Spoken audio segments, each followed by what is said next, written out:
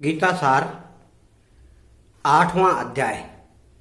अर्जुन ने कहा, हे पुरुषोत्तम, वह ब्रह्म क्या है, अध्यात्म क्या है, कर्म क्या है, अधिभूत नाम से क्या कहा गया है और अधिदैव किसको कहते हैं? हे मधुसूदन, यहाँ अधियज्ञ कौन है और वह इस शरीर में कैसे है तथा युक्त चित्त वाले पुरुषों द्वारा अंत समय में आप किस प्रकार जानने में आते हैं? श्री भगवान ने कहा, परम अक्षर ब्रह्म है, अपना स्वरूप अर्थात जीवात्मा अध्यात्म नाम से कहा जाता है तथा भूतों के भाव को उत्पन्न करने वाला जो त्याग है वह कर्म नाम से कहा गया है। उत्पत्ति विनाश धर्म वाले सब पदार्थ अद्भुत हैं, हिरण्यमय पुरुष अधिदैव है। और हे देहधारियों में श्रेष्ठ अर्जुन, इस शरीर में वासुदेव ही अंतर्यामी रूप से अधियज्ञ है।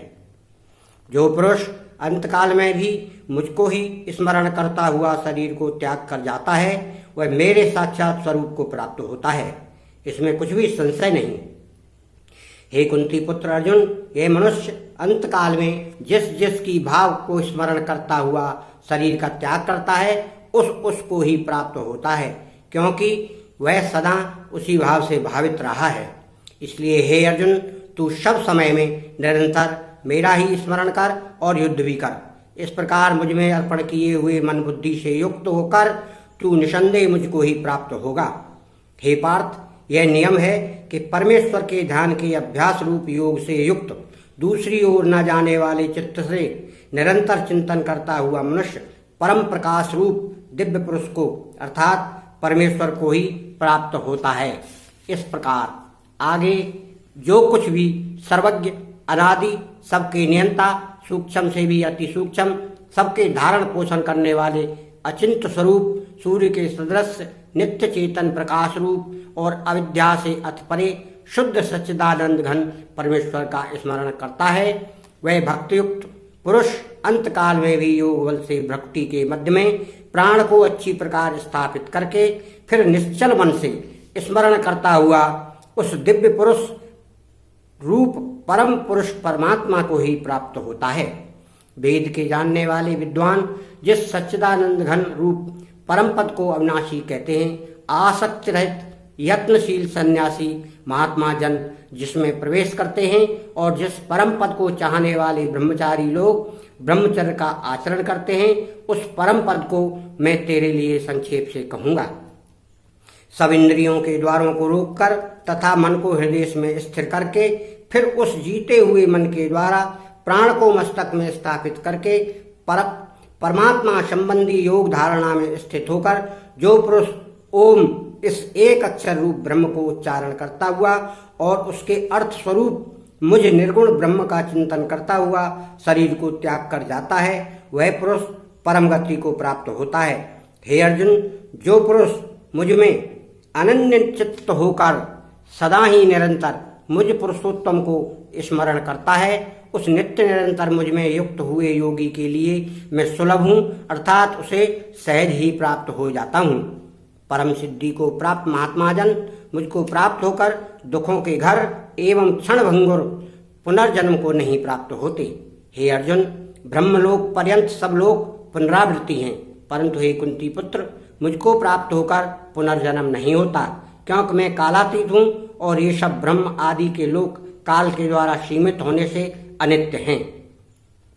ब्रह्मा का जो एक दिन है उसको 1000 चतुर्युगी तक की अवधि वाला और रात्रि को भी 1000 चतुर्युगी तक की अवधि वाली जो पुरुष तत्व से जानते हैं वे योगी जन काल के तत्व को जानने वाले हैं। संपूर्ण चराचर भूतगण ब्रह्मा के एक दिन के प्रवेश काल में अव्यक्त से अर्थात ब्रह्मा के सूक्ष्म शरीर से उत्पन्न होते हैं और ब्रह्मा की रात्रि के प्रवेश काल में उस अव्यक्त नामक ब्रह्मा के सूक्ष्म शरीर में ही लीन हो जाते हैं। हे पार्थ, वही यह भूत समुदाय उत्पन्न होकर प्रकृति के वश में हुआ रात्रि के प्रवेश काल में लीन होता है और दिन के प्रवेश काल में फिर उत्पन्न होता है। उस अव्यक्त से भी अति परे दूसरा अर्थात विलक्षण जो सनातन अव्यक्त भाव है वह परम दिव्य पुरुष सब भूतों के नष्ट होने पर भी नष्ट नहीं होता। जो अव्यक्त अक्षर इस नाम से कहा गया है उसी अक्षर नामक अव्यक्त भाव को परम गति कहते हैं तथा जिस सनातन अव्यक्त भाव को प्राप्त होकर मनुष्य वापस नहीं आते वह मेरा परम धाम है।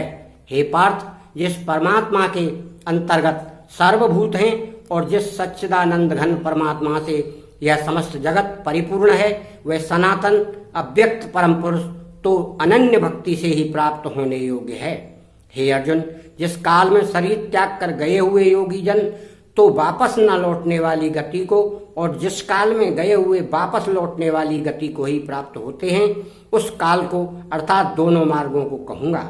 जिस मार्ग में ज्योतिर्मय अग्नि अभिमानी देवता है, दिन का अभिमानी देवता है, शुक्ल पक्ष का अभिमानी देवता है और उत्तरायण के 6 महीनों का अभिमानी देवता है, उस मार्ग में मरकर गए हुए ब्रह्मवेत्ता योगी जन उपर्युक्त देवताओं द्वारा क्रम से ले जाए जाकर ब्रह्म को प्राप्त होते हैं। जिस मार्ग में धूमाभिमानी देवता, रात्रि अभिमानी देवता तथा कृष्ण पक्ष का अभिमानी देवता और दक्षिणायन के 6 महीनों का अभिमानी देवता है, उस मार्ग में मरकर गया हुआ सकाम कर्म करने वाला योगी उपर्युक्त देवताओं द्वारा क्रम से ले जाया गया हुआ चंद्रमा की ज्योति को प्राप्त होकर स्वर्ग में अपने शुभ कर्मों का फल भोग कर वापस आता है। क्योंकि जगत के ये 2 प्रकार के शुक्ल और कृष्ण अर्थात देवयान और पितृयान मार्ग सनातन माने गए हैं। इनमें एक के द्वारा गया हुआ जिससे वापस नहीं लौटना पड़ता उस परम गति को प्राप्त होता है और दूसरे के द्वारा गया हुआ फिर वापस आता है अर्थात जन्म मृत्यु को प्राप्त होता है। हे पार्थ, इस प्रकार इन दोनों मार्गों को तत्व से जानकर कोई भी योगी मोहित नहीं होता।